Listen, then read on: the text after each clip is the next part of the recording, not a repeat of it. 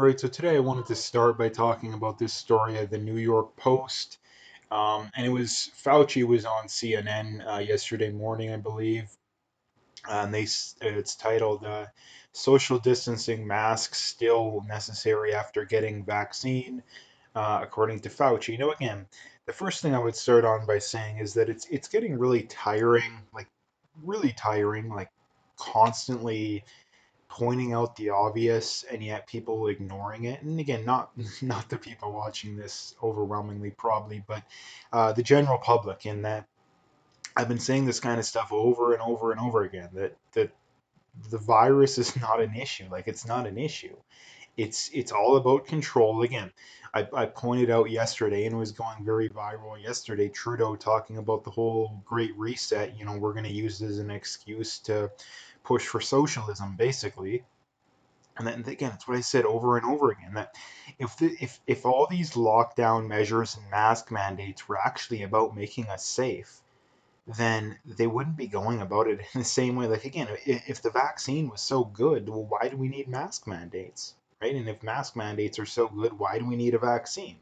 Again, the contradictions when it comes to this kind of stuff is so overwhelming. It's not even funny. And then again, the reality is that it has nothing to do with our safety, right? It has absolutely nothing to do with our safety. I mean, if it did, I mean, number one, they would be honest with us from the start, and just be like, yeah, it's a little worse than the flu. You shouldn't be too worried. That's what they should be saying, but they're not saying it. Now again, like, we should be a little bit concerned. Like, we should be a little bit more concerned than the flu. But 99% of the lockdown measures are completely unnecessary. The only measures that should be in place are shielding older people to some degree.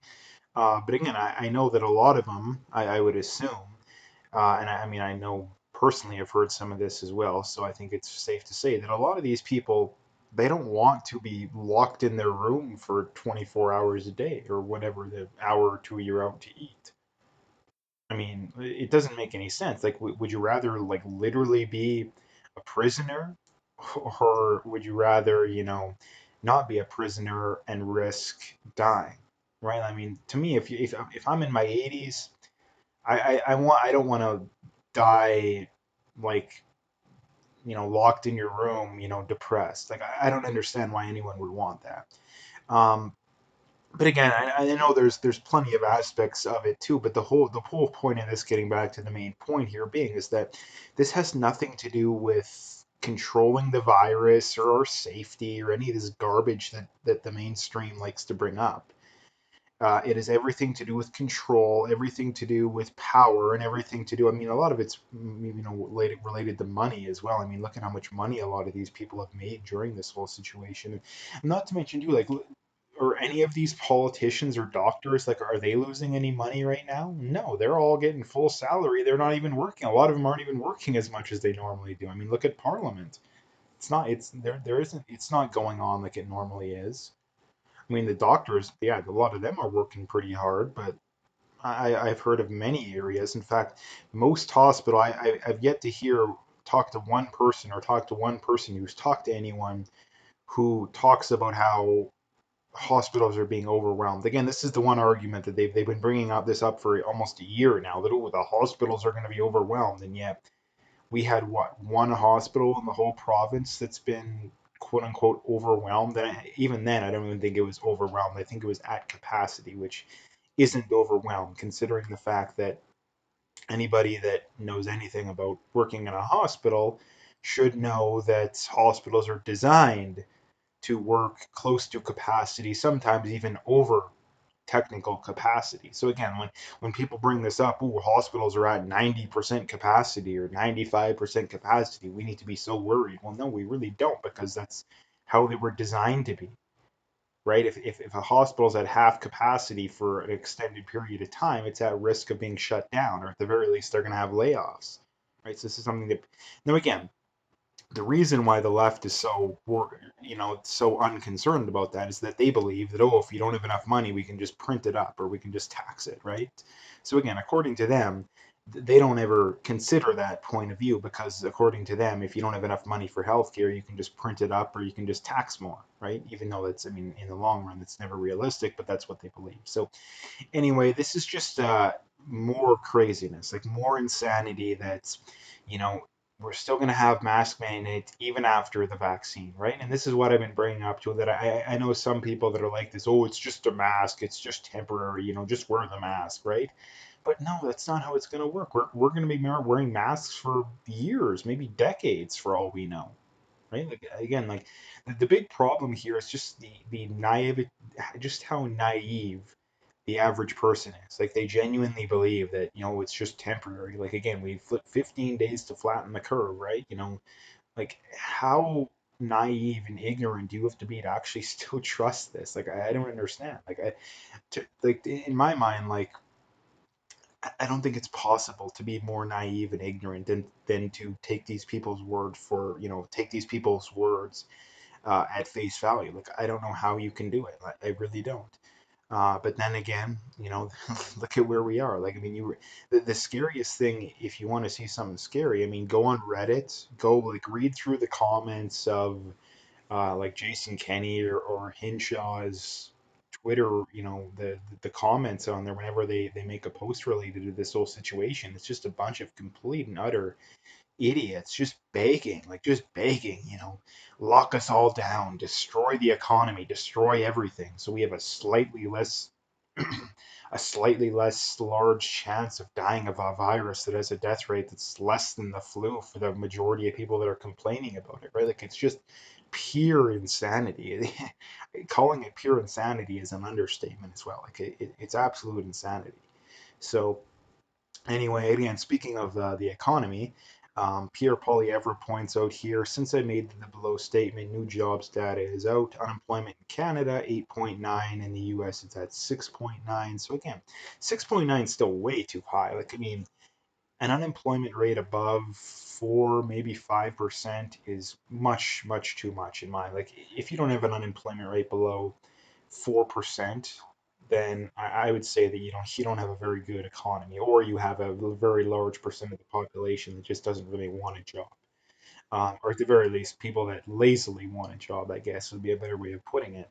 But again, this is the big problem when it comes to this kind of stuff, is that the negative economic effects of this whole situation, they're going to take a lot longer to come to pass than the negative effects of the virus directly. Like, you know, a hospital, being at capacity, that's something we can see in the here and now. People dying, that's something we can, even though it's few and far between. And the majority of people that are dying of this are dying not directly from it. The majority of people are dying indirectly from it, and the fact that they have serious underlying conditions that, if they would have gotten the flu or pneumonia or something like that, probably would have killed them as well. So again, that's another thing to point out. But again, that's stuff that people can see in the here and now, right? But the negative effects of a high unemployment rate, or of businesses going out of business, that's not something we're going to see the effects of for a decade, or even 2 decades, right? Like, and that's a big problem too. And this is the really big problem too, is that, when you talk to ignorant people when it comes to economics, ignorant people, they only consider what's seen in the here and now. But anyone understands the first rule of economics is, obviously supply and demand stuff. But one of the most important stuff when it comes to economics, I guess a better way of putting it, is that not only do you have to, obviously you consider the direct effects, but what are the indirect effects, right? Like, let's say you implement a policy that, let's say the government taxes people $10 million to create, 100 jobs, right? 100 jobs. But if you wouldn't have taxed that money away, 200 jobs would have been created, because people would have just spent that money in the area, right? So again, this is, and not to mention too, that's why one of the many reasons why the left calling for higher taxes, thinking that's going to help things, is insane. But nonetheless, that's what you have to consider, right? Like, and it's just a basic cost benefit analysis, right? In that, I mean, take this whole virus situation for example. The people that bring up, oh, we have this amount of cases and this amount of people dying. But what they don't tell you is that, how many people are dying of suicide? How many people are dying because they're not getting their cancer screenings? How many people are dying? How many people are losing their jobs?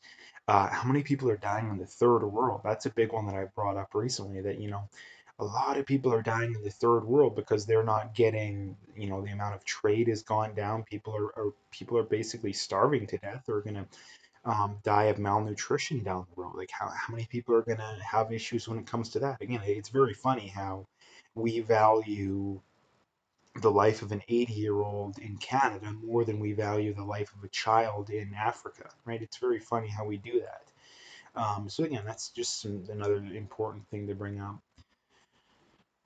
And again, Jagmeet Singh, this is something I brought up a couple days ago, I think. Jagmeet Singh tweeted out, though there's 300 white supremacist groups in Canada. And again, he provides no evidence whatsoever of that. And I mean, I think the government's own numbers show that there's like two. But anyway, Maxime Bernier points out something very good here, saying this guy supported terrorists and admires communist mass murderers.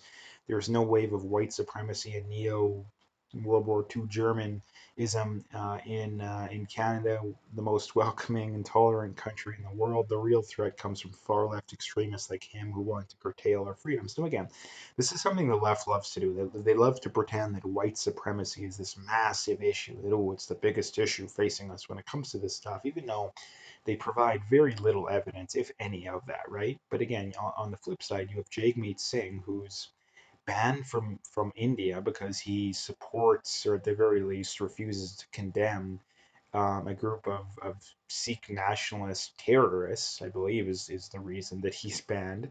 Um, who committed a terrorist attack, and then not to mention too, he's praised Castro, another communist who killed a lot of his own people.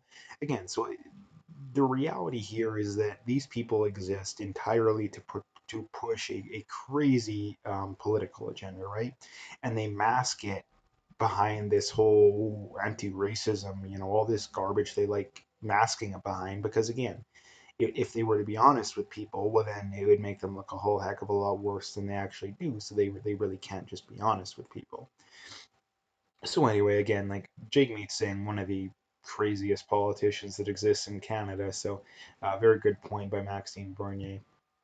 And the last thing to talk about here is from Clay Travis, and he says Chicago's mayor asked why she is now ordering lockdowns after celebrating Biden's election in a public street celebration without a mask on a few days ago. It did not go well. Again, how many examples of these politicians do we need not following their own rules and being so hypocritical? It's not even funny to start questioning this. Like, again, like I don't understand how people can't look at this situation and look at it from a honest and objective point of view. In that the thought process would go something like this: if this whole virus situation is as serious as these people would have us think, then why are they not following their own rules? Like, if this was genuinely the Black Plague, do you actually think that these people would be not following their own rules? Like, of course they would, right? If it was actually a serious threat, of course they would be following the rules. Of course they would be wearing masks if they actually worked, right? But they don't. They don't do it because they don't work. And the whole goal behind this is power, right? Like, this is one of the biggest problems with politicians these days is that they exist um, to gain and to amplify and to have more power. I mean, it's hardly ever to help out the community or the area or whatever. It almost exclusively exists because these people are power hungry people that, I mean, they should be the furthest place away from being a mayor or a governor or whoever. But that's the problem with politicians and politics in general, is that the people that are the last people that should have power oftentimes are the ones that have it, right? That's why we have so many issues. So anyway, that's what I wanted to talk about today. If you like the video, make sure you hit that like and subscribe. If you haven't already, make sure you follow me on those other platforms, Twitter, BitChute, Parler. If you want to donate, you can do that as well. Again, I appreciate any support. Like I say, all those links are in the description.